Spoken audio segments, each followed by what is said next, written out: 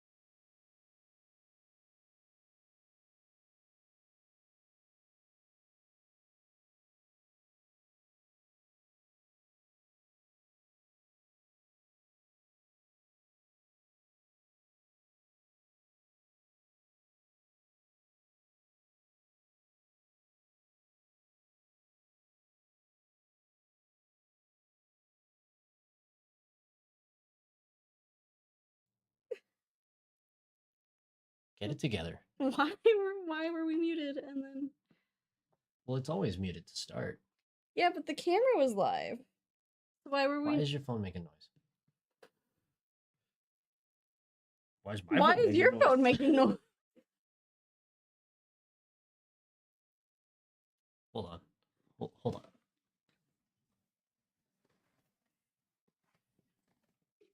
We gotta get it the fuck together. This is a rocky ass start. It's been a long couple weeks. This is not. Could you give us a minute? This is not. Stop! Don't look. This is not going well. I look really tan in the camera right now.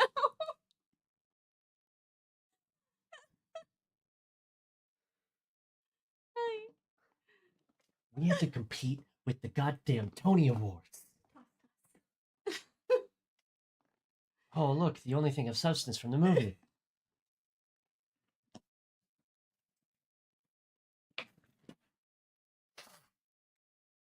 Maybe I should stop putting my hair in a bobby pin. All right. Can you, what is happening? I would like to move closer to the microphone, otherwise you can't hear me. Well, now I'm facing this way. Scooch your booch. Hi. We're doing great. Everything is great. No. You're drinking liquid IV. We're in rough shape. Why sweet but salty? I asked you that when I drank one last weekend, and you said no. To be fair, I was dying and your mom put it in a cup this big, so maybe mine was pretty watered down. Yeah. She mixed it into like 24 ounces instead Yeah, of she put it in one of 16. my giant water bottles and was like, drink it all. And I was like, okay. All right, well, sweet but salty because salt. Okay. Yeah. All right. We're going to talk about Wicked or what? We have 2 more minutes to let people stumble they were here. Yeah. All right. How's everybody else doing? I didn't go to an urgent care / hospital / anything again. It's fine.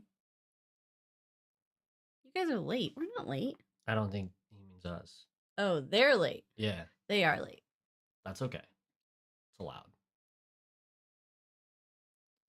I really thought my bits were going to last longer, and then they didn't. And now we're here. It's okay. Thanks. You've done so well. You just got thrown by not knowing how to set up stream. Used to be I was the only one who knew how to set up stream, but now we just do podcast reviews of movies and... Oh, except Deltarune came out, so we need to play that.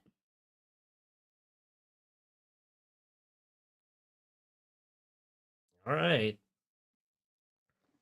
Don't... All right. You don't want to play Deltarune? It's one of the series of the channels.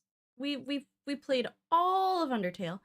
We played all of Deltarune. We've got to finish it. I played Poppy. You can play fucking Deltarune.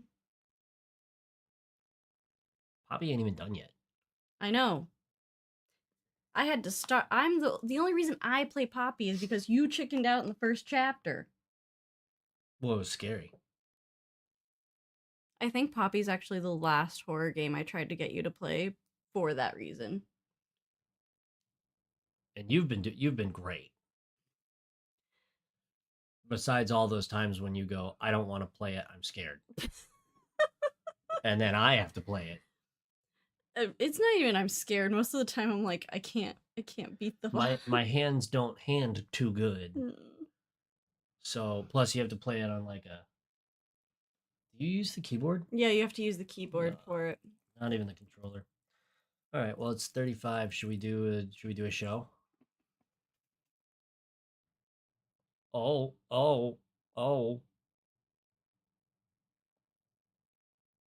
You look like the neighbor from Why so from high? the Tim Allen show. Okay. Are you satisfied? No. You were in here for like 15, 20 minutes before we went live. I didn't check the camera. I thought you had. I had the camera open and I was like, this is how America likes it. No, you have to go to the starting soon. All right. Anyways, it's time. Okay. What? Nothing. I'm just prepared. All right, we're a minute behind. So, 3, 2. You said you were prepared. Yeah, I didn't say I was prepared with an intro for the podcast. I'm just ready to review it. Well, when someone says they're prepared and I say go and then you say nothing, What do you think that leads me to believe? I don't know what the intricacies of your belief system involve. Why are you like this? We got a show to do. Get it together. All right. Welcome to CityWavesCinema. We're back after a brief hiatus. What did we last record? Sonic? No, Lilo and Stitch. Fuck. That needs to go out too. Yeah, you're behind. Oh, I am behind. Yes. Okay. Despite me putting it on your chore list that you do every single week. Unless we're dying, in which case I don't do. And it's been like 3 weeks of don't do. So, you know. Are you doing okay with that liquid IV over there? Yeah, I'm doing great. All right. Holy shit. So, we watched this movie from the time we're recording a week ago. Was it really? Yes, it was. Oh my god. And we spread the watch across 2 nights because I was in dire straits. Could not watch and absorb the movie through pain. So we are a little bit removed from the movie and the musical. Funny enough, on the night we're recording, the Tonys are happening. Oopsie. Oh well. And this movie, Wicked, part 1, I should point out, because there's going to be a second part, which is the second act of the play, is based on a stage play, a musical, if you would. Not if you would. Oh, it's literally. From Broadway. A musical that has been on Broadway since it came out in 2004. Mm-hmm. Yes. Coincidentally, the same year that they lost their Best Musical Tony to Avenue Q, the gay porn puppet musical. Sure, none of those words will get us banned. Probably not. So,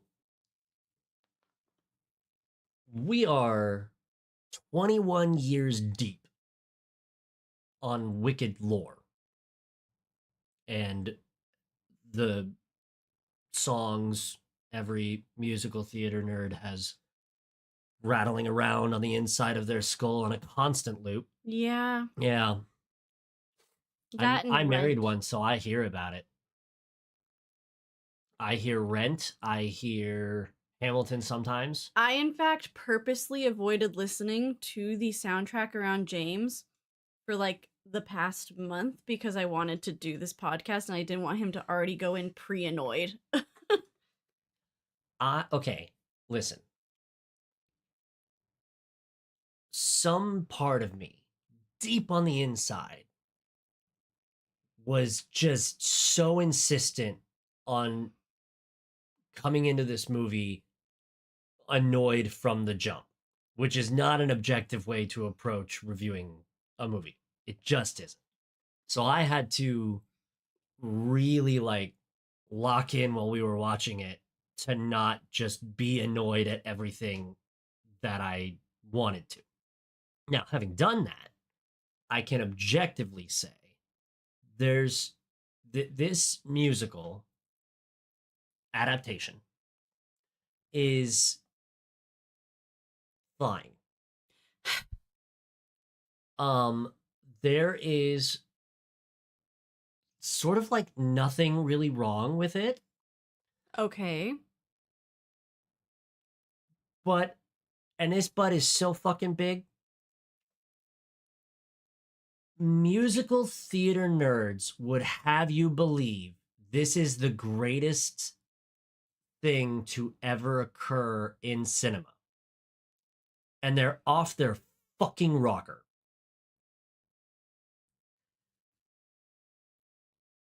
Is it good? Sure, yeah. You could even say great. Very aesthetically pleasing. Stunning to look at in a lot of ways. Is there substance? Sometimes. Is there plot? Not really. It's coming. It's coming. It's working its way. Are the performances good? Absolutely. Okay. Without a doubt. Truth is the best part of it is the performances put on by all of the cast. No one in the cast was amiss. Everyone did great. Okay. Even Michelle Yeoh, who was like nervous about doing the movie as Madame Morrible, she did great. Um, it is important, I feel, to come into the movie objectively, which I'll admit I had a hard time doing, but I also think the musical theater community also can't come into it objectively because like this is their baby. Wicked is like one of the greatest Broadway musicals of all time. Isn't that the case? Mm-hmm. Right. So everyone's going to come in with a weighted opinion except for me. But it took some effort. So, I heard someone describe this adaptation, and I need to keep using the word adaptation because I don't want to disparage the Broadway musical. It's legendary for a reason, and I've never seen the Broadway musical, so I can't talk shit. The description I heard about this adaptation was that in terms of adaptations, it's like 10 out of 10. There's never been a better Broadway adaptation. Especially if you're going to take the time to like do it in 2 parts. Right. Which director John M. Chu and uh, everyone else who's working on it did. In terms of movies, which is my bag, it's unremarkable in a lot of ways. I think it's visually stunning though.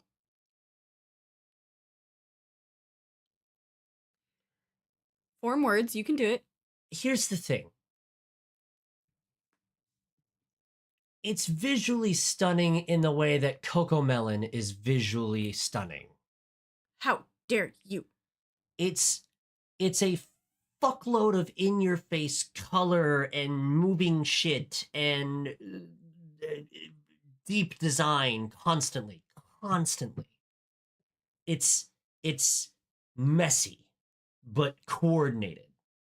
It's busy for no reason. It's it's not reminiscent of the movie The Wizard of Oz from the fucking ancient days of film. Granted, they were sort of bare bones back in the day, and what they were using was like deadly poison most of the time. Yeah. So, like the cool little tie-ins to characters from The Wizard of Oz, that's fucking awesome. The but the big thing that you were hyping me up for, and a lot of the chatter I was hearing about the movie was that visually it's this mind blowing, like technical marvel. Mhm. But studios like Disney have been force feeding us mind blowing technical marvels since the first Avengers movie, when they jammed a mind blowing technical marvel directly into our eye holes. And it's like, I'm fucking bored of that shit. It's unappealing. It's not, it's lost its luster. Anyone can do a million CG anymore. Anyone can do that. All these big studios, they're ramping budget for these big CG bullshit sequences, right? And while a movie is, of course, so about the visuals, this movie, in leaning so hard into the visuals didn't really give us enough like focus on these performances. Let's think, for example, because I'm going to get into the plot and we'll run through that in a minute. But I want to rant on this for a second. It's not a long plot. It's not. There's fucking nothing of substance to it. That's not what I said. No, it's what I said, and that's why you heard my voice say it. Walk with me here. I've been walking with you for so long. It's been 10 minutes, okay? Take a chill pill. The Fiero's song in the library. Mm-hmm. Dancing Through Life. Sure, that's what it's called.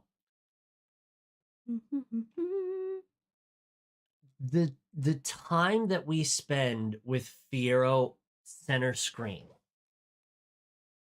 there's constantly something else happening.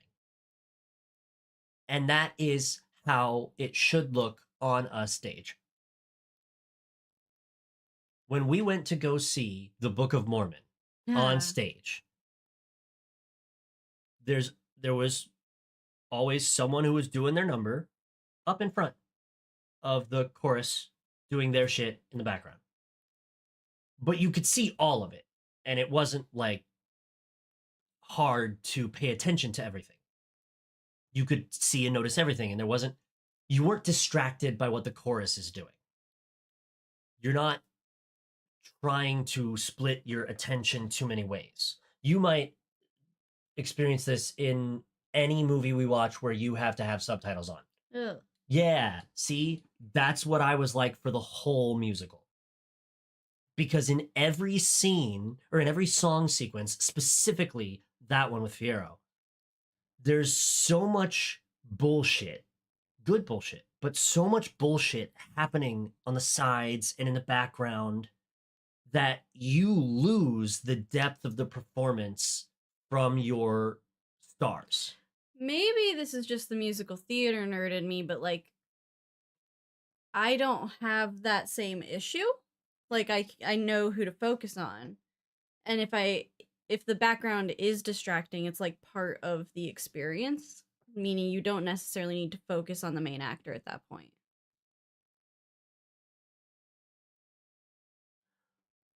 But that's why I said that's good on stage. Like for all of the Book of Mormon, when we went and saw it in the theater, I didn't have that experience. But for all the songs where there's a chorus in this movie, I kept having to bring myself back to who's singing, who is delivering me the exposition, who is supposed to be center stage right now. Oh, so One Fine Day was probably a nightmare for you. Which song is that? When they're in the Emerald City. Oh, yeah, that was visual gobbledygook and a waste of time. Like, it just...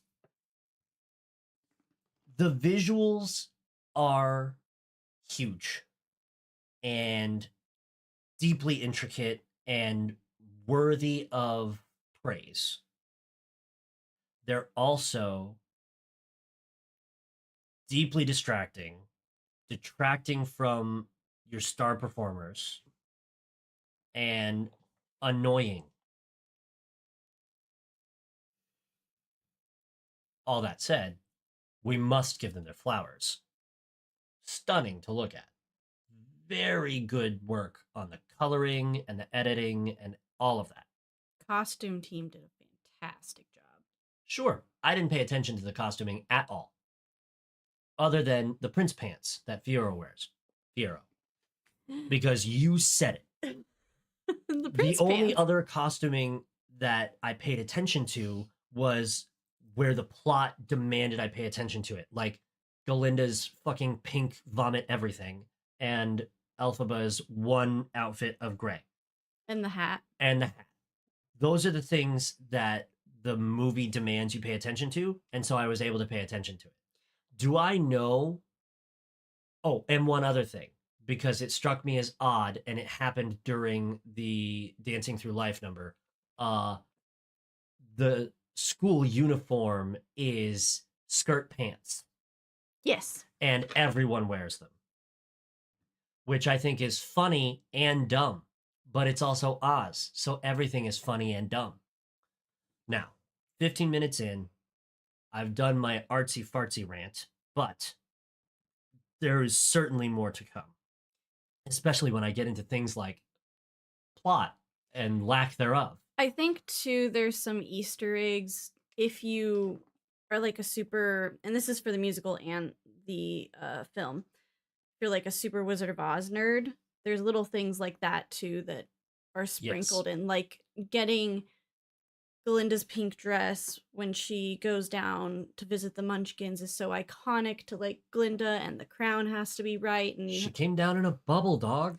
and she did. So there's just certain little nods and winks too that I think you get more out of costuming wise, like that you wouldn't pay attention to that others probably get really excited about. Okay. Anyways. Okay.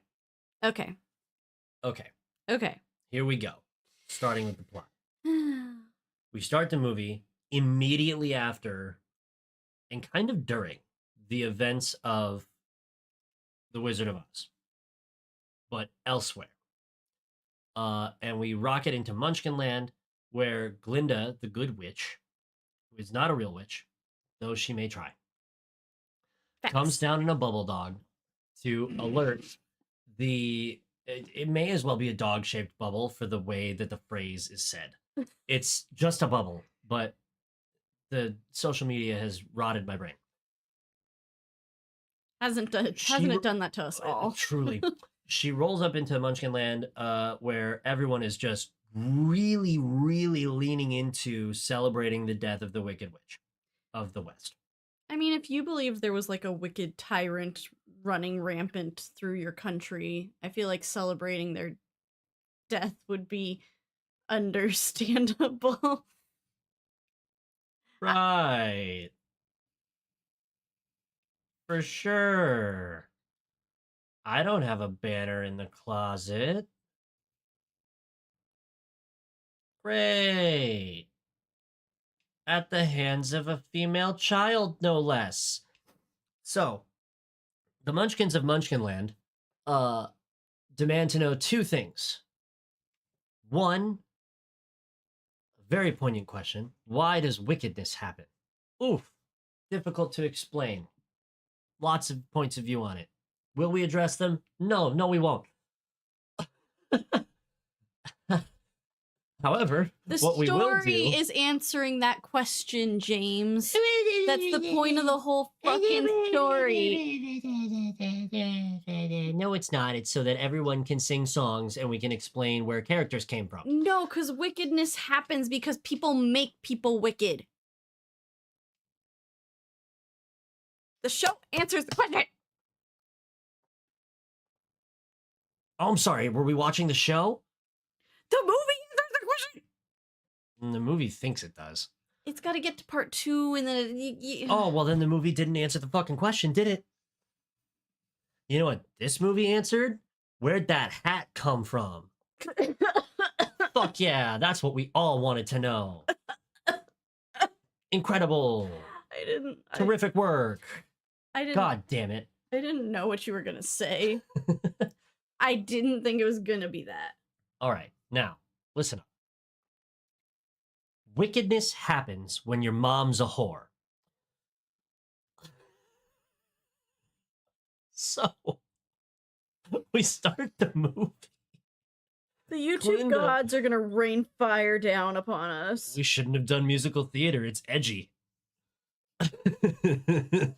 Wicked might be the most family-friendly musical that exists. We start with adultery. What? Like, out the gate, adultery and burning an effigy. Family-friendly? Shove it up your ass, dude. No. The musical... We're not doing the fucking musical. They don't bang in the movie either. They just dance around. Sure. Jeff Goldblum just showed up with a little green potion to dance around. Yeah, right. Okay, grow up. Get real. I mean, they did have to bang at least once because, like, Elphaba exists, but Yeah. they don't show it. Well, yeah, it's rated PG. Exactly. Family-friendly musical. Burning the effigy seemed rough. So, Glinda is narrating to Munchkinland how she knew the Wicked Witch, and also why the Wicked Witch was the way that the Wicked Witch was.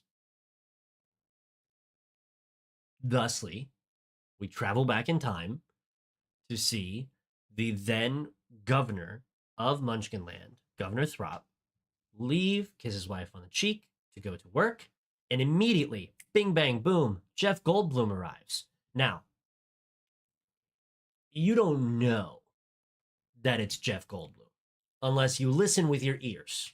And James didn't do that. Well, in fairness, this was the beginning of the movie, and I was in the deep throes of migraine. I had to explain it to him later that it's very clearly Jeff Goldblum singing. Right. Having then rewatched the scene since, duh.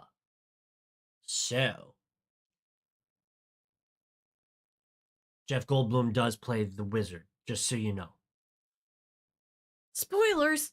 The fake Wizard of Oz rolls up to steal the governor of Munchkinland's wife for one night only. That we know of. Potentially. Could have been many nights.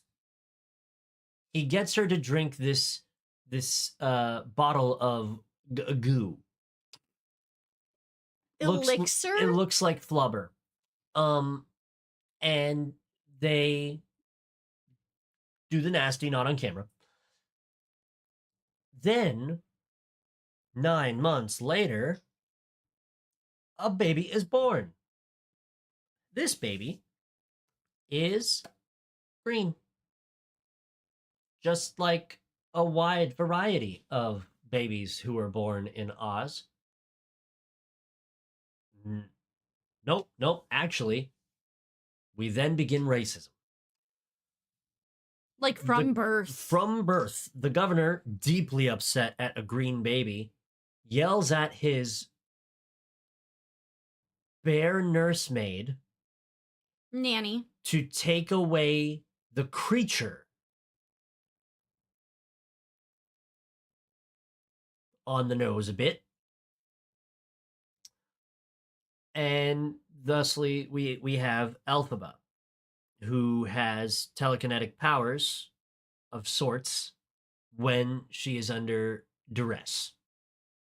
And only when she is under duress. Even for the rest of the movie, once she gets to adulthood, it is under duress. Granted, her life is sort of duress. So, Yeah. Cut to a few years later, Elphaba now has a little sister whose legs don't work good. But from birth, not like the governor of Texas. James. Fuck that guy. So,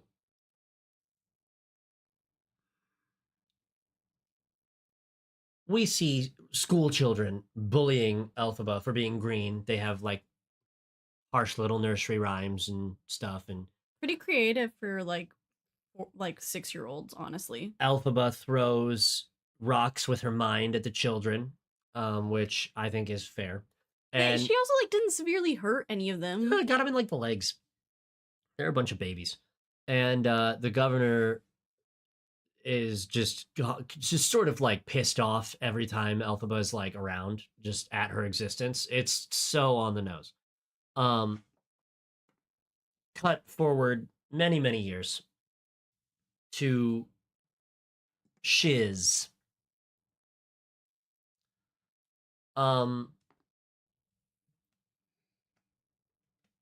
Shiz is a stupid name for a university. No one's arguing with you there. That's dumb. And those who made it so should feel dumb. Because Shiz is a stupid name. I'm sure there's a reason in the book, but I've never read the book, so.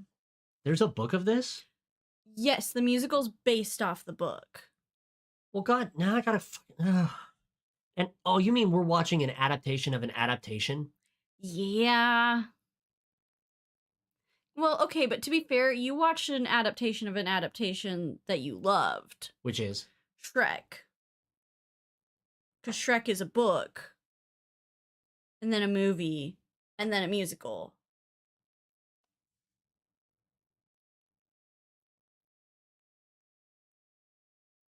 Shrek is a book? Yes!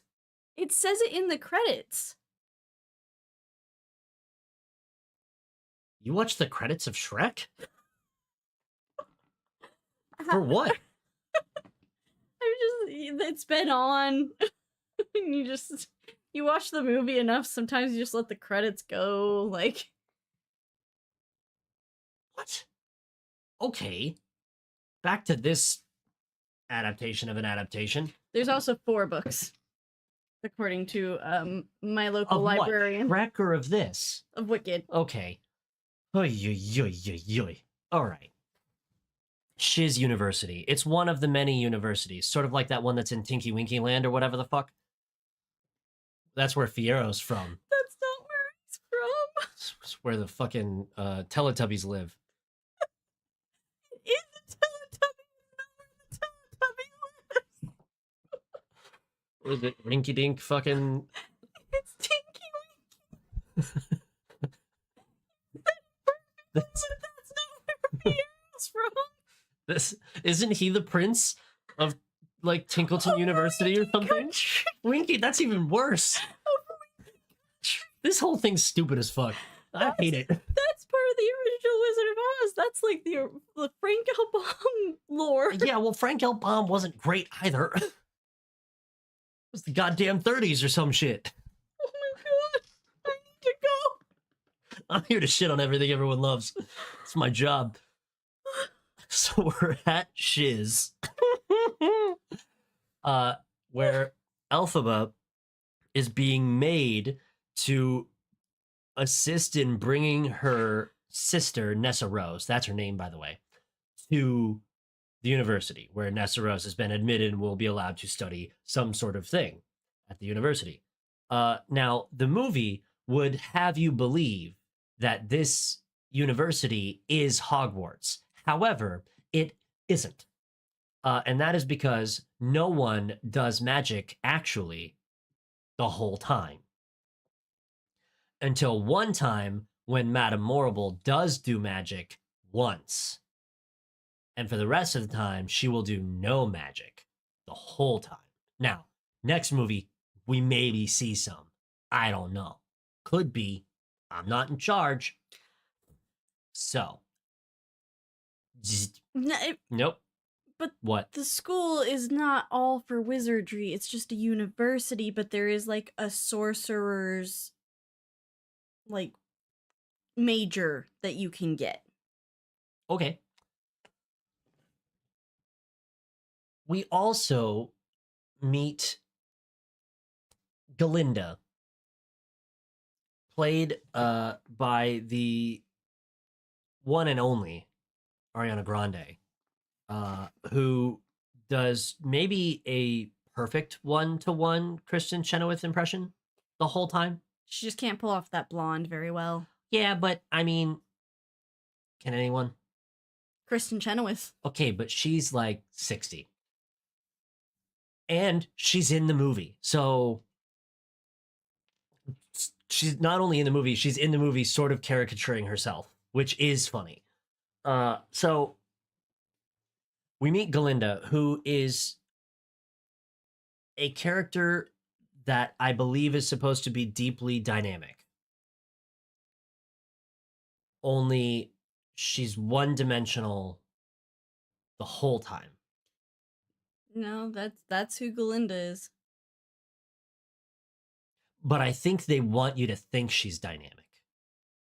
Nope. Okay, well then that does explain the chameleoning that happens later in the movie. Because she doesn't have a personality other than egotistical. Yes. Terrific. So Galinda is very egotistical and sort of just like gets whatever she wants. And she actually mentions that later in the movie and is like put off that at one point she is not granted what it is she wants. Um, Although to her credit, she does roll with punches pretty okay.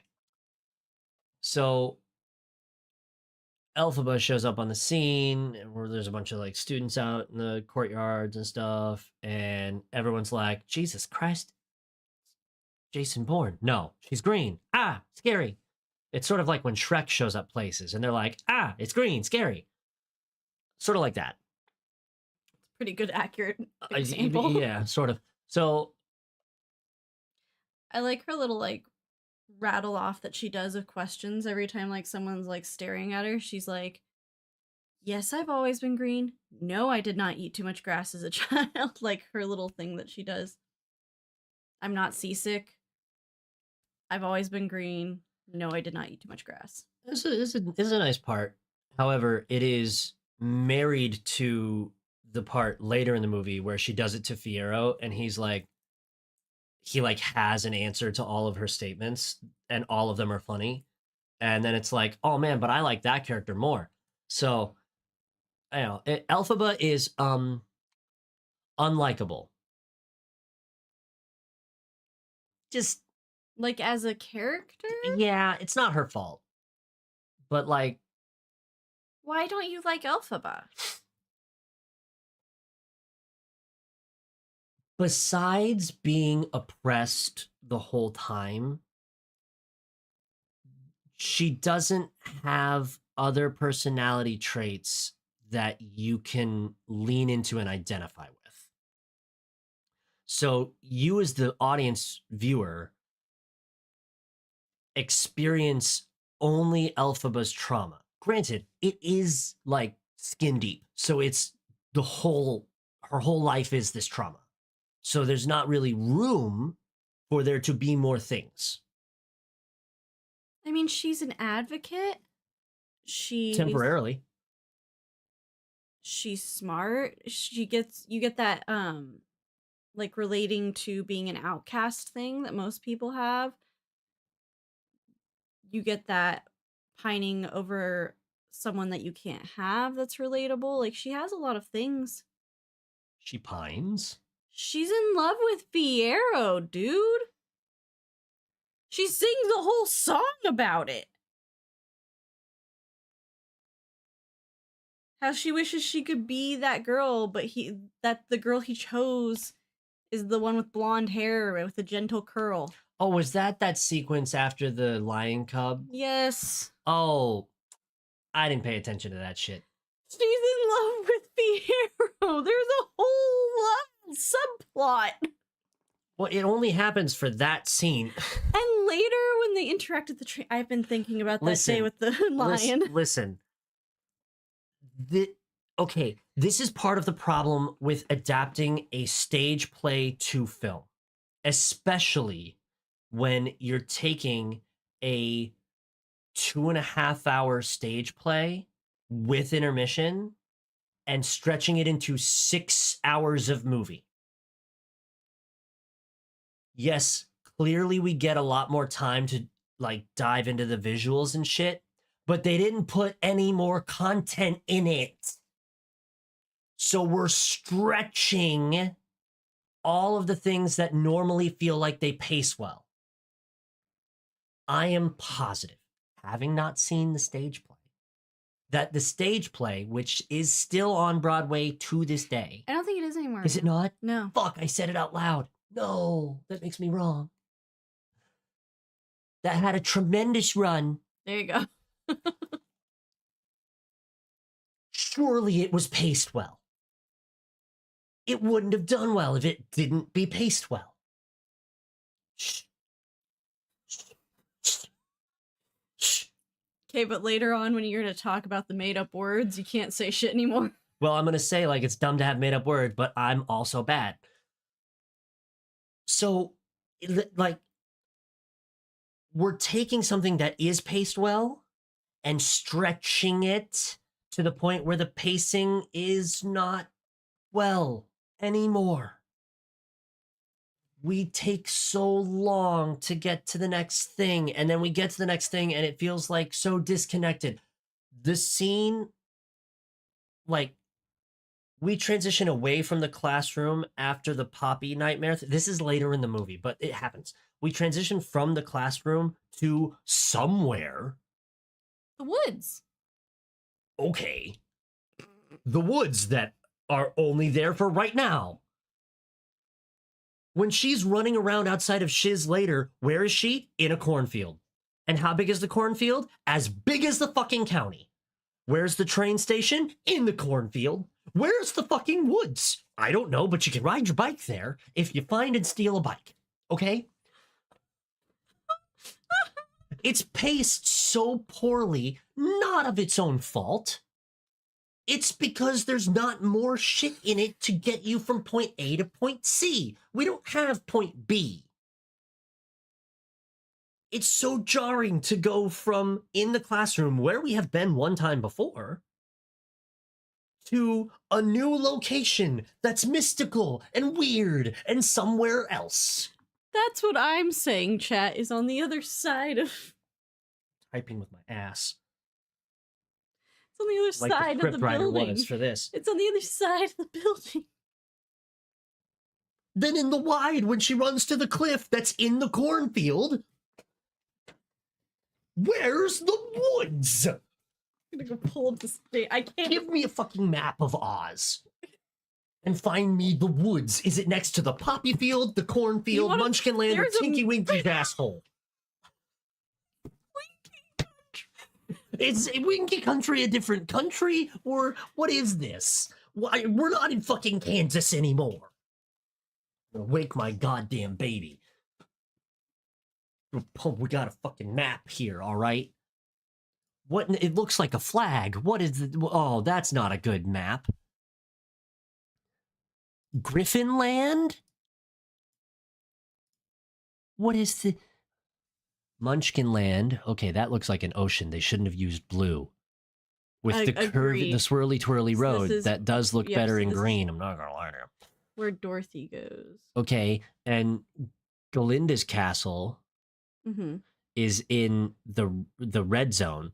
Yep. The Emerald City is in the middle of the land. Gillikin Land is also a place, I'm learning just now. Winky Land is where the Wicked Witch's castle is, and also the ruby mines. And also we have Quadling Land, which is where all the talking animals have to run away to.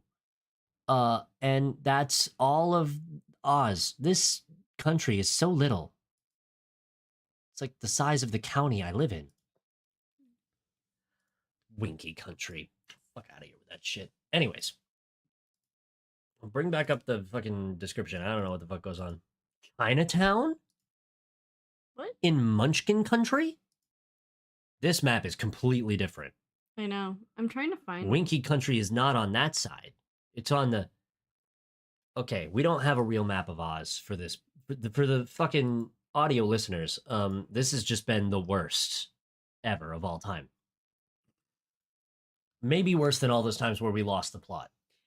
What, looking at a map? No. So we're at the fucking university, and who's the fucking director of the school? Not the dean. That's Madame Morrible. The director who I don't tries to fucking know her name. Sort of almost kidnap Nessa Rose. Yeah, she's his dean or the headmistress. I don't know her name. The headmistress is what she is, though. Sure. She basically tries to take Nessa Rose from Elphaba because Elphaba's green. I think it's more because racist. Because Elphaba mentions her father wanting her to help with Nessa Rose, and they're like, "Oh, we'll help her," and like she doesn't need help is the big thing, and she doesn't want to be treated different. Right, and that's what Elphaba says all the way up until she learns of someone else's plight. So Elphaba stresses out and does a quick little telekinetic burst and throws all the benches around and launches Nessa Rose and her chair up into the air and holds them there so that no one can touch my sister. And then Madame Morrible, who is supposedly an actual sorcerer. She has weather magic. sees this, claims responsibility for it so as to cover for Elphaba, which is the beginning of the sinister ploy. She then basically auto grants Elphaba admission into the school, For free. and Glinda klutzes her way into becoming Elphaba's roommate on accident, on purpose. Because Glinda just has to be involved in everything. So then we have a very important song where the movie would have you believe temporarily we're going to do an enemies to lovers thing. And then it's like, just kidding, it's enemies to lovers to enemies the whole way, actually. Just enemies. We hate each other. In fact, that's the hate. We hate each other, unadulterated loathing, hate, double hate, loathe entirely. Yes. That's the Grinch. Forever. He's also green. They could be friends.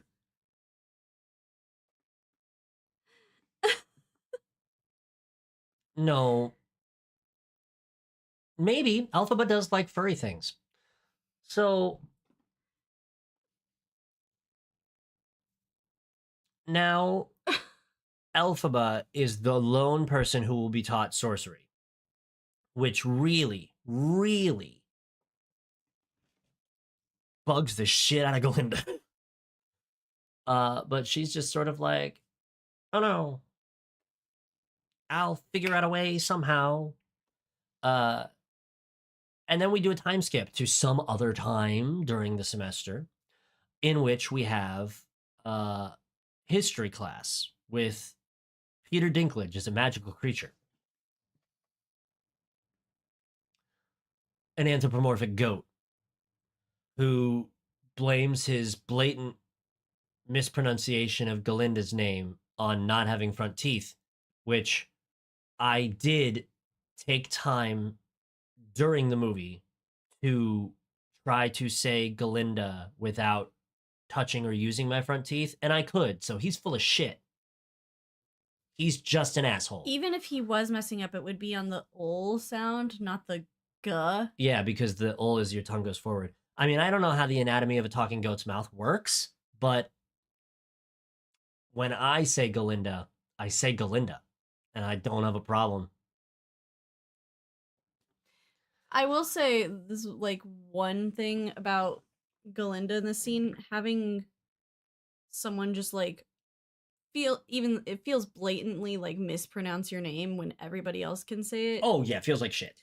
Cause been there. Feels like shit. Sucks. Anytime if you have a funky last name and you've spoken your last name out loud in class and people continue to not say it correctly. I got a teacher that refused to call me America and just called me USA. Fuck that guy. Like write it on or gal. Write it on my papers, like over my name. Disrespectful. So Dr. Dillamond is one of the only remaining animal professors, and this is the part where Elphaba loses the plot about what she was supposed to give a shit about and finds a new thing to give a shit about, so she will no longer give a shit about the other thing that she was supposed to give a shit about. Is the other thing getting good at her magic so she can go see the wizard so she can not be green? No. It's getting good at her magic so that she can make it so that her sister isn't in a wheelchair. Yeah, no, she doesn't care about that. Right, but later in the movie, she talks about it like she does. I mean, it's her fault, but she says the first thing she'd ask the wizard for is to not be green, not to make my sister walk again. I mean, that's fair. But when you've spent your whole life being your little sister's public defender, even though you didn't really need to, and she does sort of love you for it, it would track that you would want to get good at your magic and then go see the wizard so the wizard could make it so your sister didn't be in a wheelchair anymore. Yes. Also, but by the time she gets to the wizard, she is okay with being green. Yes, but there's a whole thing that happens in the second act purely because Elphaba didn't use her magic to help her sister, even though she was using it to like fight the wizard, basically. You mean the rest of the movie is going to happen because she doesn't want to help her sister with her magic? This feels like plot inconvenience. Shame we can't screenwrite our way out of that one. So, Elphaba, following a class dismissing early due to some horrible propaganda being scrawled on a chalkboard in Dr. Dillamond, the anthropomorphic goat's classroom, follows him to his living quarters stable thing where he and a bunch of other talking animals are rehashing very recent news events that Dr. Dillamond couldn't possibly have known about, in which talking animals are being persecuted. Very bad. Not good. Not a good thing at all. Also racist, much like a lot of the things in this movie. They're also losing their ability to speak, which is like a whole. Which it's not explicitly stated, and so I was and remain confused about it. Is it because they're stopping speaking because they're being persecuted for it? Or is it because, like the lion cub, there's no one to teach them anymore how to speak, so they never learn? It's because you're right, that they stop talking Because they're being because they're persecuted. being persecuted, and then they forget, basically. They just become the thing that the humans want them to become. That shit happened fast as fuck. In a normal society, it takes a minute for that to sort of roll around, and that shit, bing, bang, boom, happened since the Wizard of Oz got there very recently. I mean, it's not that recently. How long has he been in Oz? I mean, at least, like, Elphaba's like 18, so at least 18 years. I suppose you could wage enough of a war on the autonomy and intelligence of a race of creatures that you could probably really lean on them that way over the course of 20 years, thereabouts. Yeah. Yeah, probably. Then Dorothy rolls up and just fucks all his shit up. Yeah. So, man, to get got by a child. Technically, Dorothy takes down the wizard and the Wicked Witch. And she does it with the world's most killer concussion. So I mean, that's the type of head injury that gets you pulled from any sports game. Dude, we've not made it far in this plot at Well, all. it's not like there's a lot to get through. Because we're about to get to Fiero showing up, and then the Oz dust, and then we go to the city. Yeah, so okay. This is a great place to stop. This is a great place to just take a time out, and then we can get to like the rest of the movie happening. You know, I was a little worried that we weren't going to have much to talk about because you hadn't said much after you watched I haven't the even movie. looked at my notes. Maybe you're missing some real gold in there. Hold on. Take a time out. We'll look Take a time out from our timeout. Right. Yeah. Hold on. Wicked. Ego. What's with her fucking glasses? Dumb. Elphabas. Just so we're clear. It's dumb. I think we have a pair like floating around here somewhere. Glinda or Elphaba? Elphaba. Glinda doesn't wear glasses. I know. Elphaba glasses? No, we do not. Oh, a crucial thing from the beginning of the movie. How does only one Munchkin know the rumor truth that Glinda knew the Wicked Witch of the West? Maybe she's just the only one who said it, James. Well, she says it, and then everyone goes, "What the fuck?" And I mean, all the Munchkins are there. Maybe they're celebrating the death of their mortal enemy. Maybe they were more like shocked that the child would say that rumor out loud to Glinda. Like maybe they talk about it in secret, but like she was all like, "Yo, is this true?" And everyone was like, "Shut up, child. Just say that." Why do they fight with staves at the wizard school? Yeah, I got nothing. Again, not a wizard school. Why do they make up so many stupid fucking words? I don't know. Also, Elphaba is just Carrie. And that's where, yeah, and then I get to Fiero, and he's got jokes. Lots of jokes. Then Prince Pants. And Prince Pants. That's enough. Get me out of here. Oh shit, I have to prepare a vote. Weren't ready for that one, were you? No. All right, well, I'll fucking lecture the people about cinema. I mean, but can you lecture him from like, can like we just? Okay. That made The it so, chairs are on wheels. that made it so much harder than us just like getting up and switching, but it's fine. I have old man knees. You really want me to get up? If I get up, my head's gonna scream. So Okay, here's the thing about this movie's visuals, okay?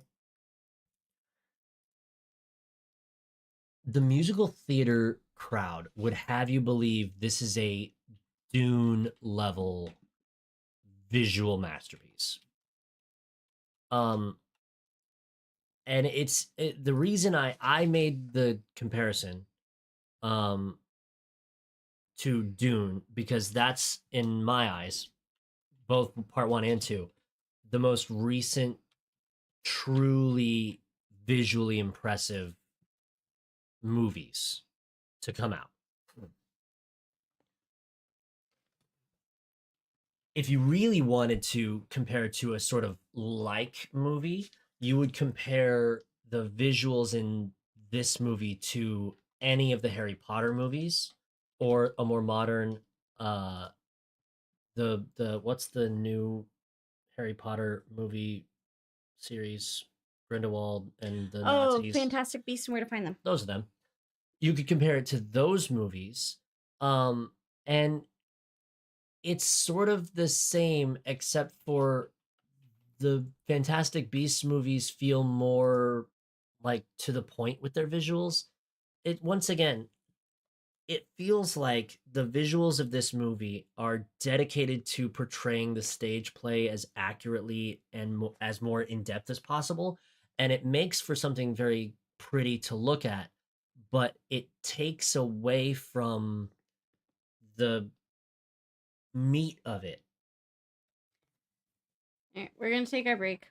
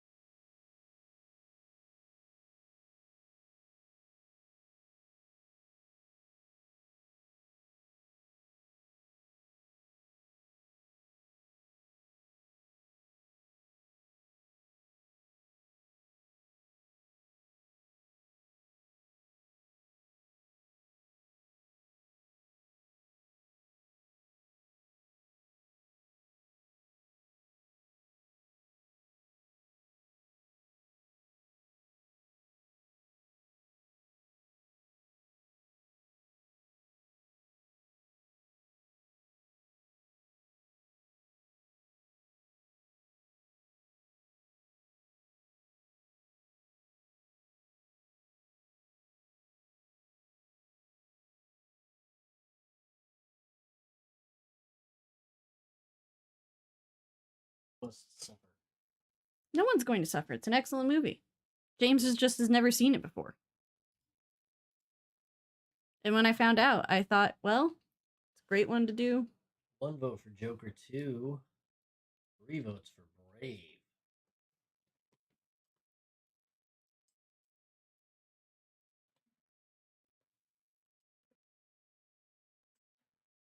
Here's the thing, oh dear audience. The reason it keeps being on the list for votes is because it's bad. And the people want to hear me bitch. Oh, we'll both bitch because That's what the show was about from the jump. We both hated the first Joker and no one would believe us. Remember, my family would be so mad every time we were like, no, it was a bad movie. And they're like, no, so good, so good. Okay, the first Joker is a movie that got made and made a shitload of money. And it's fucking okay. Sucks. It's dumb. Its plot is about as believable as this one.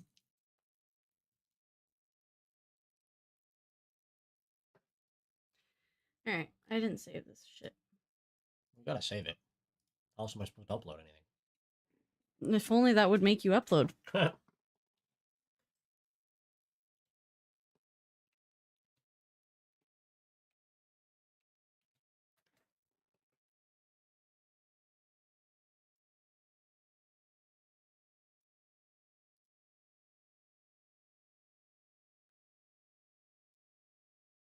right, you ready?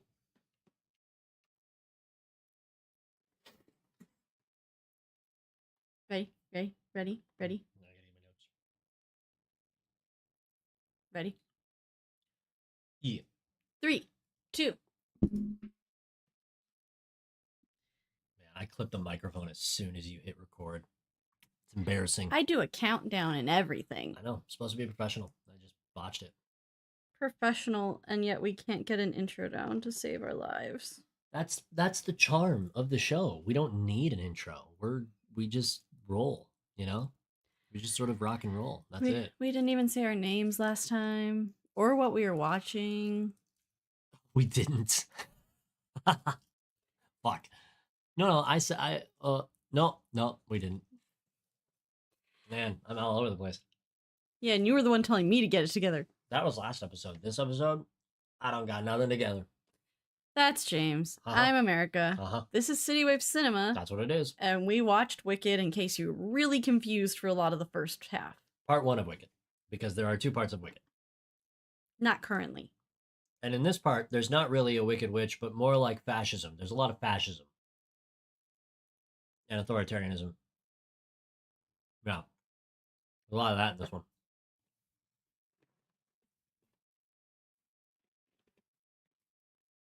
Okay. We left off just before Elphaba gets run over in the woods by Fiero with his talking horse. Now, Fiero is a prince from Winky Country. Winky Country is a place in and or around Oz. In Oz. Oz is the country. Then what is Winky Country? I guess Oz is more like a continent? Wizard of the Continent? Yeah, no, it's just a country. Listen, there are plot holes here all over the place about what Winky Country is. And do the Winkies live there? What is a Winky? Is Fiero a Winky, or is he just a guy? It's just a race of people. Oh, so Winkies are people? Yes. I don't know. For God's sakes, just talk. I'm going to pull up a description of Winky Country for you. Great. Love to know where Fiero came from. Now, Fiero has been kicked out of a lot of schools, which he mentions in Dancing Through Life, which is his first song. In which, on a tour through the school Shiz University, Galinda takes Fiero to the book place. Yes. The Winky Country is the western region of the fictional land of Oz. Western region, fictional. So it's like the Midwest. Yes. Like that's a 1-to-1. And it's being ruled by the Wicked Witch of the West in the time of Right. Wizard of Oz. Right. Okay. So,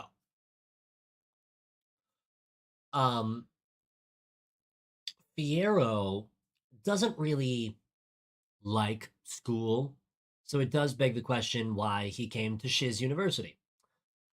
He got kicked out of his last school. Right, but he doesn't give a fuck about school, and he brags about being kicked out of places. So, what are we even doing here? He Maybe his parents want him to go. he gets shushed by the librarian for speaking, and then immediately seduces her. Yes. Uh, He's very we seducing. also spend a little time with Bach Woodsman, Yes. who is a secret Easter egg character.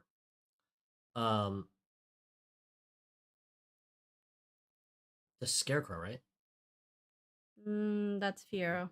No, he's the fucking Tin Man. Mm-hmm. Right. So, uh, we do the whole fucking. I talked about the dancing through life sequence in the last episode where I bitched about it more than enough. If you want to hear the rant again, you can go back and listen to that episode. We do the whole sequence, and then everyone is basically like, "Hooray! We're gonna go to the Ozdust Ballroom nightclub." Uh, Bach is obsessed with Galinda, just like everyone else, except for him a little bit more. Or And he has the guts to at least go after it. yeah, true. Galinda convinces him to invite Nessarose to go to the romp at the Ozdust Ballroom, which is like an illegal nightclub or something. I don't know. So he commits to the bit and does. Nessarose is stoked about it. Elphaba harumphs. Um, and then Elphaba finally convinces Madame Morrible to tutor Galinda. Why though? Because Galinda invites Elphaba to go to the Ozdust romp and gives her her grandmother's most prized Wicked Witch hat. Her grandmother made it for Glinda. Sure, it's terrible. She says her grandmother makes her the most hideously hats. So then Elphaba, feeling happy to have a friend, question mark, gets Madame Morrible to tutor Galinda in sorcery. Madame Morrible will then go all the way to the Ozdust Ballroom, not rat the students out, not bust the party, but will give Galinda at this point, a training wand, and then tells Galinda to her face that she thinks Galinda sucks and she doesn't want to do this, but she will because Elphaba asked. And threatened to quit. And also because Elphaba threatened to quit. So now Elphaba arrives. And oh boy, she is in the hat. And also one of her many, many black dresses. And everyone makes fun of her all over again, even though they had sort of like gotten used to seeing her around and had sort of stopped being afraid of her green skin. Now they're like, ah ha ha, Greenie's got a fucking pointy hat. So everyone's an asshole. Fiero's confused because he isn't caught up on all the drama yet. And Galinda feels, Glinda feels like shit. oh no, she's experiencing shame. and regret.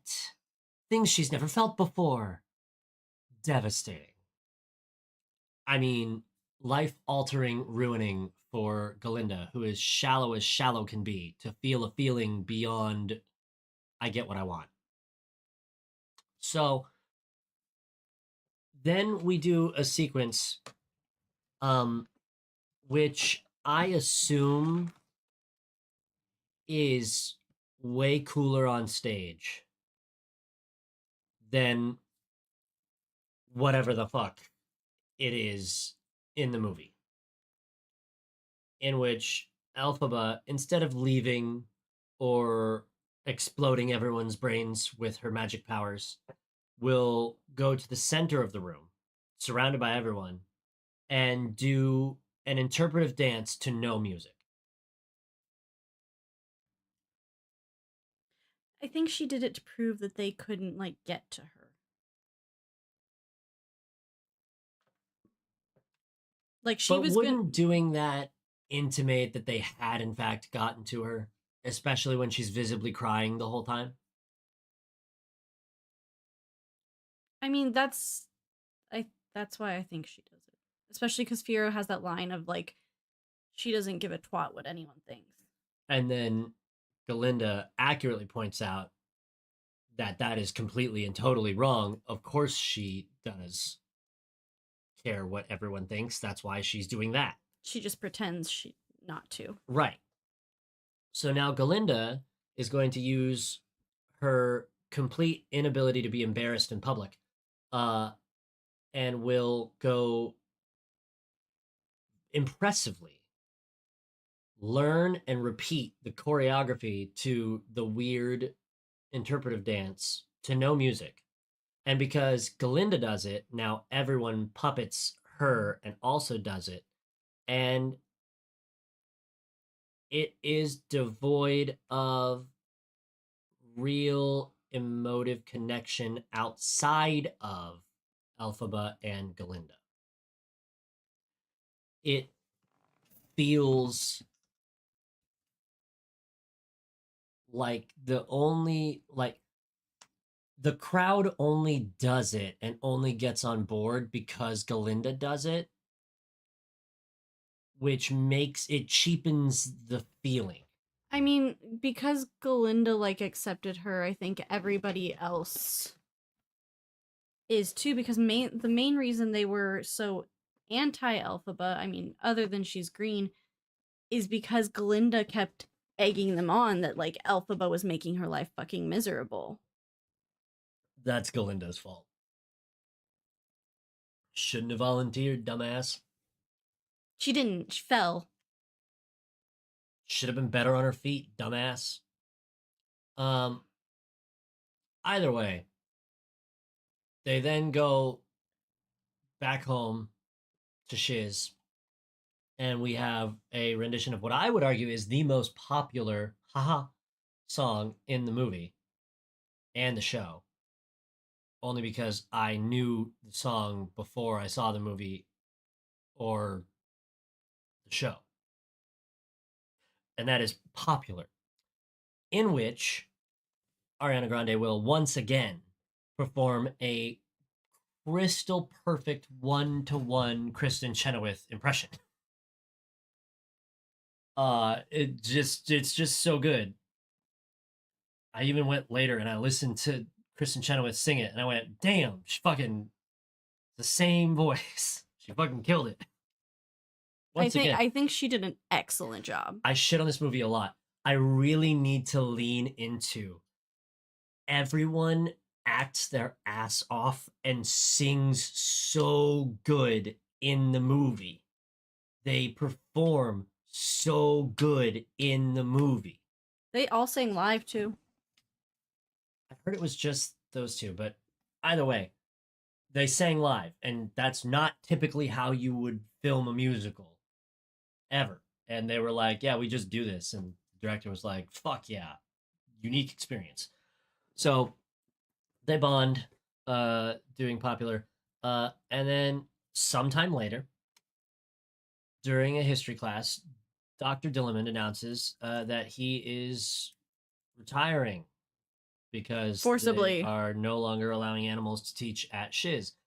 And then he is dragged from the classroom, uh, and a new professor is installed, and his name is Nicodick, because of fucking course it is. We have a bunch of made up bullshit words, and why It not? is another country, James. It's not real. Just like the words. Oz isn't. You don't get there through a tornado in Kansas, no matter how much they want you to believe through their propaganda campaigns that's how you do it. If it was real, way more motherfuckers would live in Kansas. It would be the home of musical theater. Fuck New York, everyone's in Kansas.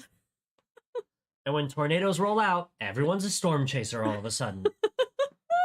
So that we can all go to Oz and the musical theater children die in droves as they chase down the storms. What is happening? I don't know. You're really funny. Anyway. You've gone to some places tonight. Dude, have them all over the map, just like the map of Oz is all over itself. Good, I didn't wake up the baby. So Professor Nicodick introduces a new and unique invention. A cage. Because up until this point, no one had ever put a creature in a thing before. Not even for kinky reasons. I mean, you have to imagine the Wizard of Oz was like, so in my world. Check this shit out. We put dogs in these little jails. Literally, he's like, what if we put all of the fucking animals in these little jails? And everyone was like, they have rights. And he was like, hey, what if they were evil? Though, what if they were evil? What if they didn't have rights? Because they're evil. What if? And everyone went, is that what it's like where you're from? And he went, kinda. Whoa. So, inside the cage is a frightened lion cub, who America would go to inform me is the cowardly lion. But from before, he was old and cowardly. He had some childhood trauma, it turns out. So what? I had a moment where I was like, I feel it is annoying and bullshit to rewrite the lore of the companions to Dorothy. However, it passed, and I don't feel that way. So, also, there is no established lore to how they got to the way they got. Right, they're just that way. Yes. Because Frank. So, Elphaba is big mad. Because as soon as she stopped being upset about the way her skin is, she found a new tragedy to glue herself to. And that is the plight of the talking animals. Not to make light of the tragedy, it is just kind of funny that she like got into her confidence and made a friend and now is like, I'm okay with being me. And then immediately was like, where else can I latch onto that is problematic? And how can I be a part of it? So sometimes people just get comfortable living in dysfunction. True. And I would argue that Elphaba only has ever known dysfunction and rage. And she taps into that right now and goes full carry, stomps her little fist, and puts everyone to sleep with the magic of drugs. Poppies. Hey, ain't nothing like turning your classroom into an opium den. And for some reason, so very literally some reason, it doesn't work on Fiero. So those two scoop up the lion cub, steal some bicycles, and discover the woods, where they will let the lion cub drink some water and then lose the lion cub. And then Fiero will run off to find the lion cub and the sequence will end. during this part, while you're going, what are you doing with the lion cub?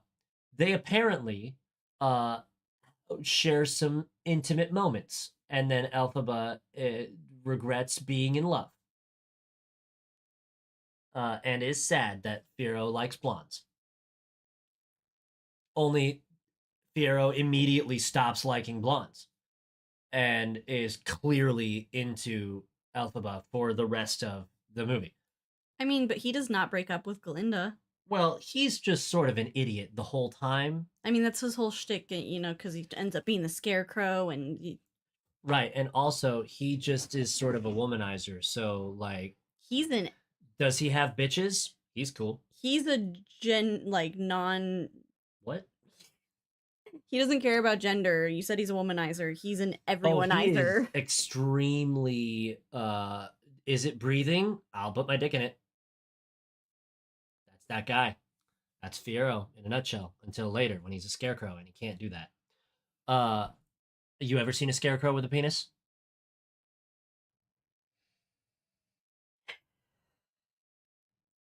Good. That was an audible sigh. Good job. Um. So now, Madame Morrible finally writes the letter to the Wizard of Oz about how excellent Elphaba is at almost doing magic, which she said she was going to do way back when Elphaba first got to Shiz.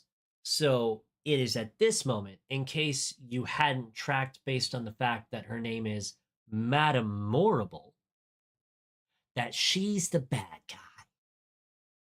because she lied.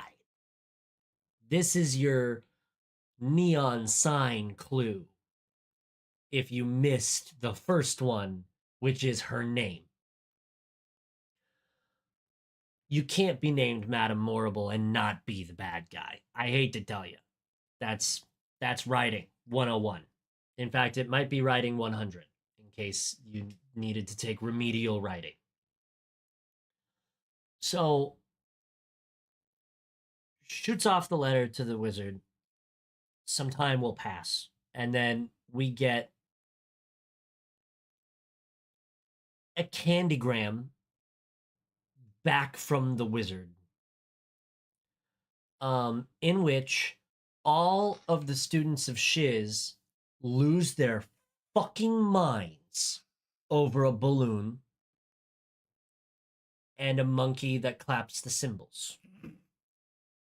You know, like one of those wind up toys that claps the cymbals and looks like it could rip your soul from within you. One of those. And I mean, like, everyone loses their. It's. I can't even think of a good. They lose it. Pandemonium. Why is this such a bother to you? Because it's dumb. They've never seen anything like it in Oz. That's why the wizard became the wizard.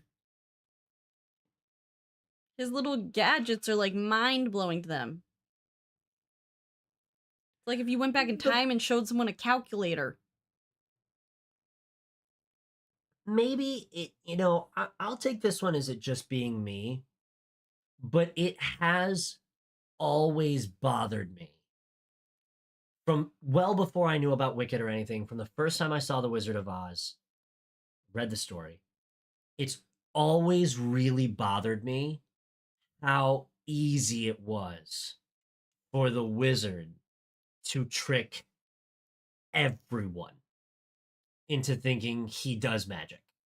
He brought futuristic tech to a world that didn't have it. And maybe the reason that bothers me is because I live in a world where everything is in a brick that goes in my pocket. And he lived in a world where the futuristic tech was a balloon.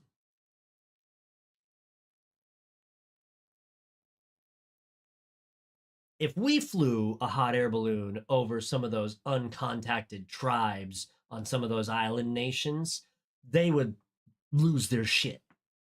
So, like, there's real world applications here.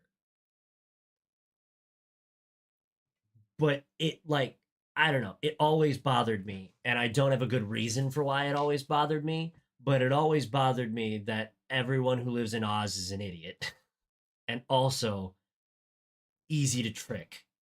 And also, the wizard isn't even that good of a con man. Do you ever watch The Great and Powerful Oz? No. That one with Mila Kunis and stuff? No, I watched the original Wizard of Oz, and then I watched Wicked. Oh man, she's gonna put it on the fucking list, and I'm gonna have to spend more time in goddamn Winky Country. There's a lot of time in Winky Country. All right. So this balloon with the monkey pops out a little letter from the wizard to Elphaba, cordial invitation to come meet with him in the Emerald City, which is great. That's exactly what she's been looking for and hoping for. Her miracle has literally come true. So we go to this train station in the cornfield, and Glinda makes the moment all about her, like normal, in which she renounces her name, and in what I truly do believe is Glinda trying her level best to be good. She changes her name to be Dr. Dillerman's mispronunciation to now just be Glinda, in solidarity with the goat she did not like. I mean, she's doing it because Fiero and Elphaba are Give a shit about the animals. Yeah, are so like in. Yeah, but also like They're bonding over that, and she doesn't want to be left out. So, but I don't think it's so cynical that she's like, well, I don't want to be left out exclusively. I think that's a big contributor of it, but I also feel like her character is also like, well, I want to do a good thing also. I mean, And here's the best thing I could come up with. Glinda's the perfect PR person. The White House should hire her For the wizard. Like, she's the perfect. That's how she becomes the perfect PR person for the wizard. Yeah, like, she'll do whatever. Elphaba was born to be green.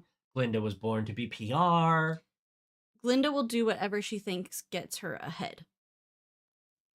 Right, so character development doesn't exist. No. Not real. Now, Elphaba gets on the train and insists that Glinda come with her because she wants her friend to come with her. And she wrote her that really sweet note in the. Yeah, and that's all fine and good. And then Glinda goes with her. And we go to the Emerald City. And apparently get James's least favorite sequence in the entire movie. And then a bunch of visual green diarrhea happens. And everyone spins around and throws stuff in the air.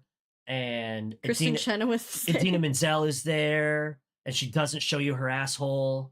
And Kristen Chenoweth's there, and they were in the musical, like on the stage, the original cast. It's like they're like, "Hey, look at us," and that's, haha, great. And it's just like clutter and fucking. I could not tell you anything about what happens other than they sing about how it's the Emerald City and they're here. And then Idina Menzel and Kristen Chenoweth talk about the wizard. And the Grimoire. Oh, yeah, and the Grimoire, which is an ancient book of spells from the precursor race that was good at magic. So now it's a sci-fi movie. And now the lore is like interesting.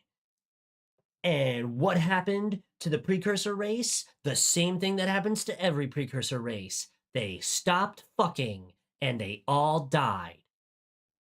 And now no one can read the book of magic spells.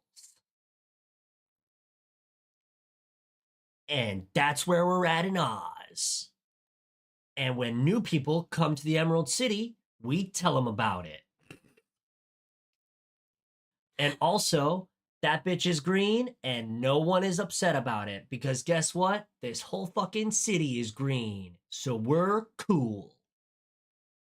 Racism, done with that. Unless you're an animal.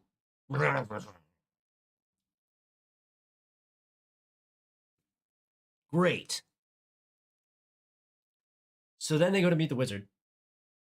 And they walk past 100 of the most heinous CGI monkeys. You don't like them? Well, they're supposed to look haggard and terrible.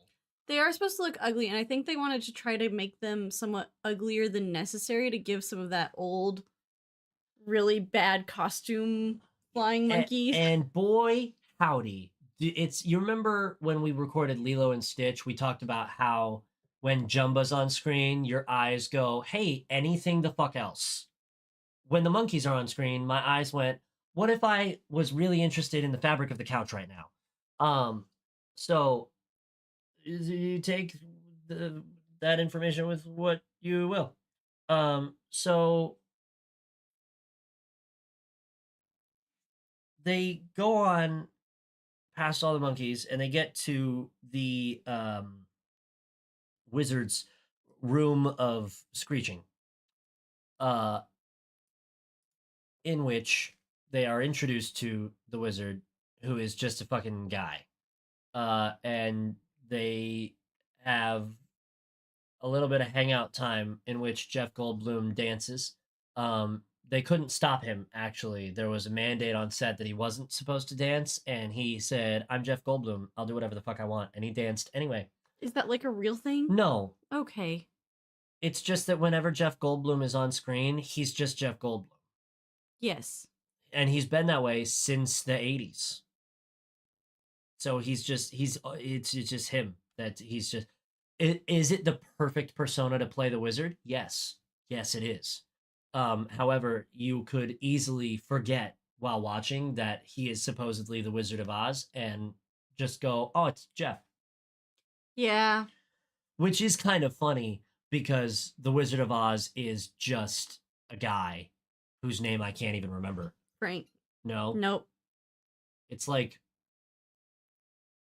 a male version of Ursula or something. Starts with a U. I literally know this name. He's got a name and it's real and it's important, sort of. So then Madam Oscar. It's Oscar. That's why he's Oz. Yeah. So Madam Morrible shows up, and this is your like third big neon sign that she's the fucking bad guy because Oscar Diggs. She didn't come on the train with them. So how the fuck is she here? Bum bum bum. And the answer? Fuck if we know. She's just here now. So everyone then encourages, and by everyone I mean Glinda, Jeff, and Madame Morrible, all try to get Elphaba to do a spell from the Grimory because Madame Morrible and therefore the wizard are convinced that she has the secret precursor race capability to read the language that they wrote and therefore do magic. Because she's got the innate, All right. So Elphaba tells the wizard that her heart's desire is to help the animals who are being persecuted for their animalness. And she goes to read a spell, and through some sort of plot convenience, the book opens itself up to a spell that viciously and painfully inserts bird wings into the nearest non-reading creatures. I don't think that's what the spell does. The spell turns the monkeys into flying monkeys through vicious, painful bird wing sproutings. Yes, but it also makes her broom fly, and that does not sprout wings. I think it's just a flying spell, but I think the issue with the Grimory is it does the magic, but it doesn't necessarily do it in a way you would want. What makes that funny is it means that even if you have the innate ability to read the Grimmery, you do not have the innate ability to comprehend the Grimmery.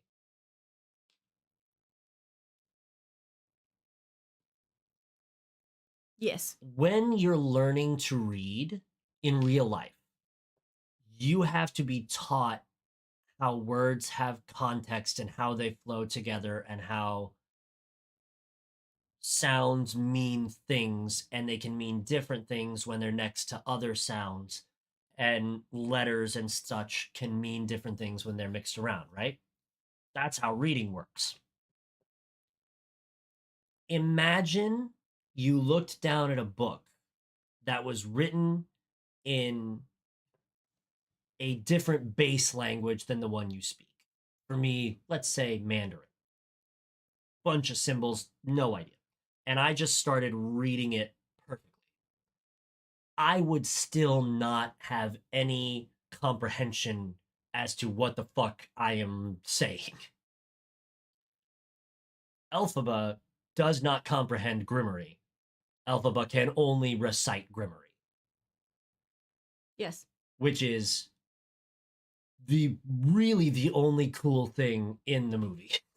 You'll spend a lot of the next part like trying to understand and learn how to use the Grimmery to do the most good. Imagine looking down at a book and teaching yourself Mandarin. That's what the next movie is going to be. Learn to read. Unfortunately, we won't have LeVar Burton reading Rainbow or anything else of substance or value to help us read the Grimmery. We will just have Elphaba doing words. So, Elphaba oopsie accidentally makes the wizard monkey guards painfully sprout their wings. Uh, the wizard and Madame Morrible say the quiet part out loud, how they're going to use the monkeys for spies so that they can clamp down on those damn rotten bastard animals. And Elphaba, at that point, fully understands that they have tricked her, her being a naive rube, a fool, if you will, uh, having been taken advantage of by these clever con people. And she steals the Grimmery and jets off through the castle, sprinting about. She also calls the wizard out and like basically says she puts all the puzzle pieces together at once and goes, You have no real power. "You're not it. And he goes, well, yeah, That's why I need you, that's dummy." why I need you. Um, so that all happens. And it's been like 5 minutes since we did a song, so we're really itching for another one. That's how musicals work. Madame Morrible Begins her evil propaganda campaign. Well, she tells Glinda to get Elphaba back, and then or she's not going to help her at all. And then without skipping a beat or even waiting to see if Glinda can pull it off, goes to the monkey guards and tells them the green one did this. If you're loyal to the wizard, your families will be kept safe. Go get her. Yes. She does not specify alive or even well. So the monkeys straight up try to murk her. Glinda chases Elphaba down and tries to convince Elphaba to like, no, they are good, I swear. And Can't you just like come talk to them? And the whole time you're like, oh man, I thought Glinda was going to have some sort of change as a person, but no, she's just as fucking useless and one-dimensional as I feared. And Elphaba goes, but you're still my friend. And then uses the spell, gets the broom, and sings a ballad and fucks off into the sun. Yeah. I mean, it's a really epic ballad. It's Defying Gravity. It's what I would say is the most well-known song of the show. Over popular? Yeah. Okay, but I knew popular, and maybe that's just because you sing popular more. I also sing Defying Gravity, but you wouldn't recognize it because it's a Glee cover. I think you're fired from musical theater. Um, It's a duet between Kurt and Rachel. That's the version I have. oh, also the governor prop has a heart attack and dies Because, like, because the Elphaba, nationwide propaganda that Madame Morrible pumps out is that there's a wicked witch. and it's Elphaba, and Bum he bum just goes, bum. And good riddance to that asshole. He was abusive. yeah, but it just creates a new monster. Let me see if I have any good jokes in my notes. And Madame Morrible, like, scoops up Glinda and is, like, comforting her, and that's how they start their whole bit. Glinda's just going to become the anti-Elphaba. She's a good witch that the people can back, which becomes important. Now, this movie is like a fucked up version of Maleficent. Kind of, but not. I'd say the second one is more like a version of Maleficent. The second Wicked? Yeah, like We the haven't even second. seen that one yet. No, but the second act, because like you get a lot of the behind the scene things of like the entire Wizard of Oz. It's very Rosencrantz and Guildenstern are dead esque, except it's not funny. Oh man, they're not gonna say jokes in the second act?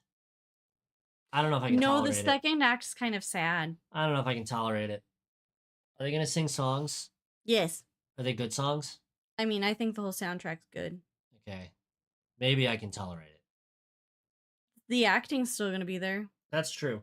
Um, a lot of stuff went on. There's a lot of controversy surrounding this movie. Um, Yeah, I'm not a huge. I think Cynthia. Cynthia crushed it, but man, is she wild. Yeah, she's problematic. She's an excellent singer. Do not get me wrong. She did fantastic as Elphaba. As a person, I don't know her personally, but I have not liked what I have seen. I think it'd be cool to meet and know Ariana Grande. I don't think it would be cool to know Cynthia Erivo. I think it'd be cool to meet her though. Just to be in the presence of that level of talent. She's so good at this. Now, throughout all of this movie, um, we glossed over some stuff like some of the more Easter eggy type moments, like with Bach showing that he truly has no heart and therefore must be the Tin Man. Um, we get our Ruby Slipper nod. Which are silver in this movie because they were originally silver in Right, the book. but then we get our other Ruby Slipper nod Oh, yeah. when she's giving the Ruby Slippers to Elphaba and she clicks the heels 3 times. Yes. All that's great, fun, cool movie stuff. Look, it's really, really difficult to adapt art from one art form to another art form one to one. And in some cases, I think you actually can't. Uh, I think Wicked went, I assume, really well from book to stage. I mean, it must have done well on stage. It made $1 gajillion. Yeah, but how many people have actually read the book? Who knows? But it, like you said, it is an adaptation. Yes. So there's your example of the good adaptation. I think it's genuinely difficult to adapt a stage play to film. Probably the best one I've seen, Rent. Rent's good. I mean, but they brought back the entire original cast except for like 2 people. And I mean, Rent felt like it was paced properly. I mean, it's really easy because that's just like little. Even the musical is very much just like little snapshots of their lives. It Um, it it in that way it lends itself better to film. what about Phantom? It's been a really long time since I watched Phantom of the Opera, and I've never seen the stage play. So You haven't seen the stage play of freaking Rent. Rent. No, hard to say. It's been so long. I don't know that I could comment on it. But I've seen Rent in the last 10 years, so I don't know. It adaptations are really hard, and I think it's I think Phantom did a good job, and I think Rent did a good job. And to be clear. I think Wicked did a good job, but I think there are those who think it's some insane, groundbreaking material. And I think we need to pace ourselves here. We're getting close to 6 hours of movie out of what I believe is a 2.5 hour musical. And we're not adding anything, really. Nothing of substance, anyways. So you're you're left to a stretched out, somewhat mangled iteration of the musical.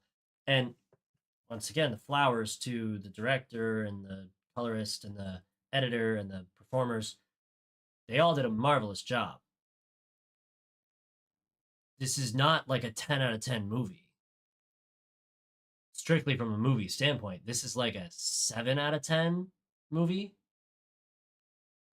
like at best. It's good. You could rewatch it for sure. It's got replayability. Songs, earworms.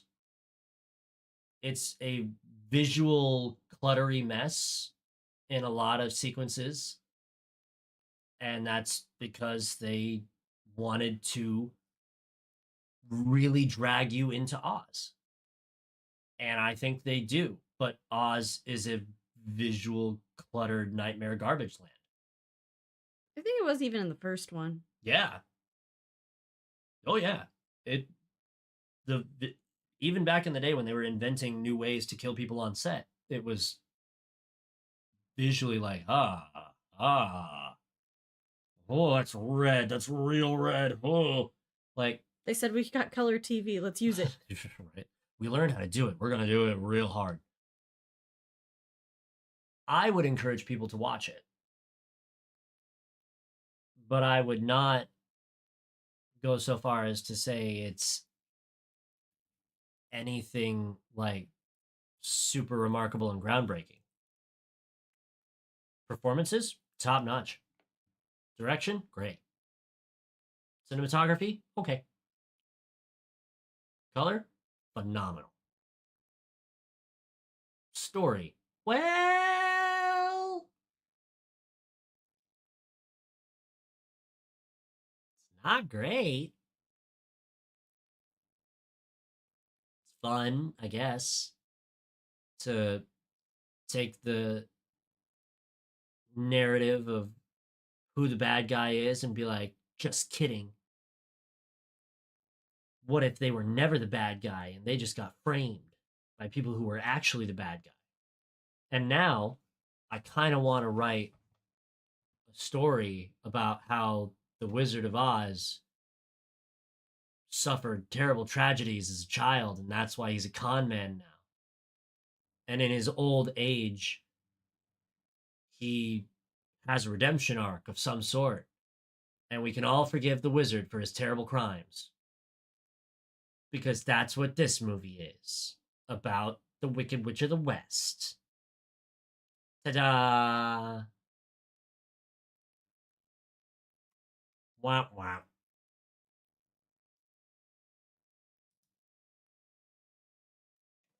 I don't really have anything else. I did all my defending, so It's like it's a 7. It's one of the higher ratings I've given a movie on this show. Oh, I hit the microphone again. I'm so good at this.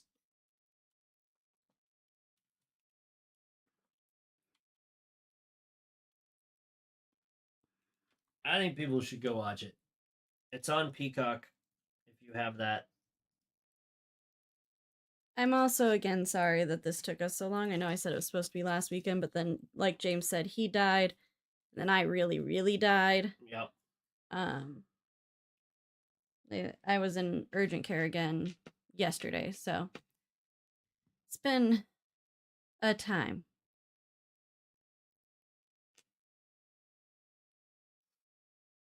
Been a time. But Deltarune did come out seemingly out of nowhere. Um, kind of like the frickin' circus, it came without warning. So we have 2 chapters of Deltarune that we're going to play. Because by golly, Toby Fox will finish this game, and we will also someday finish this game. That'll just be intermittent. At some point. A, when we can buy it, and B, when we have time. I don't think we're gonna like try to crush through it like we usually do. It'll just kind of be like as we have free time. And then yeah, I guess we'll do Brave. Not next weekend because we will be out of town. Watch me come out of this and then talk about what a visual marvel Brave is because they animated every single strand of her hair. I mean, that's Pixar. They just do that. Sully had every single individual hair too, and that was long before freaking Merida rode a horse.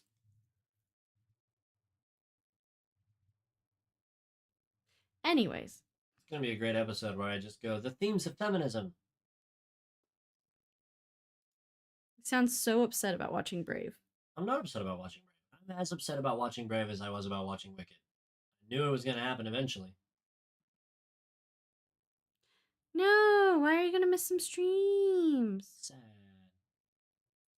I Sad like clown noises. I like when you're here.